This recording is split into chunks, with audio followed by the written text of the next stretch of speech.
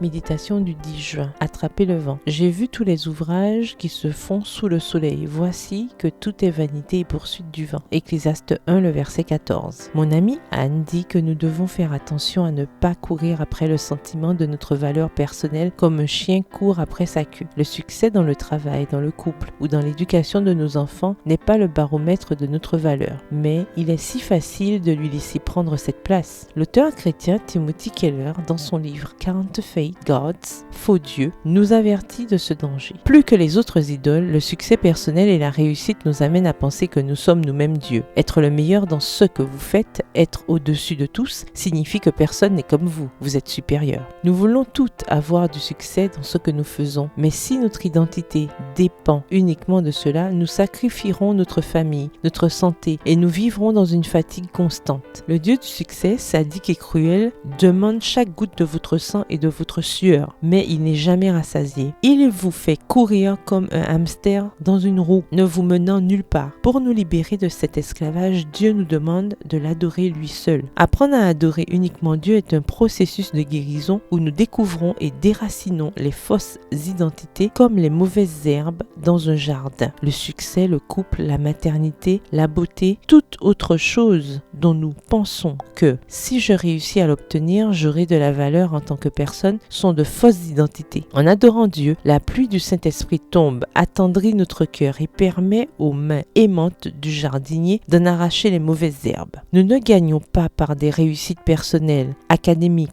ou professionnelles l'identité de fille que Dieu nous accorde. C'est un don. C'est pourquoi cette identité peut survivre au succès autant qu'à l'échec. Elle nous permet d'être à la fois humble et confiante. Humble parce que le Christ est mort pour nos péchés, confiante parce que par lui nous sommes acceptés. Notre identité en Jésus nous libère de l'orgueil de gagner notre valeur, mais aussi de la honte de l'échec. Prière, Père, t'adorer toi seul est le médicament dont a besoin mon âme. Ce que j'adore me transforme à son image et je veux plus te ressembler. Je veux accepter mon identité de fille bien-aimée et recevoir ta liberté. Le succès et l'échec ne me définissent pas en tant que personne. Ils ne pourraient jamais acheter ou gâcher ma valeur parce que son prix est infiniment plus élevé. Ma valeur est assurée sur la croix, tatouée pour toujours sur les mains de Jésus. Amen. Bonne journée, que l'Éternel vous bénisse.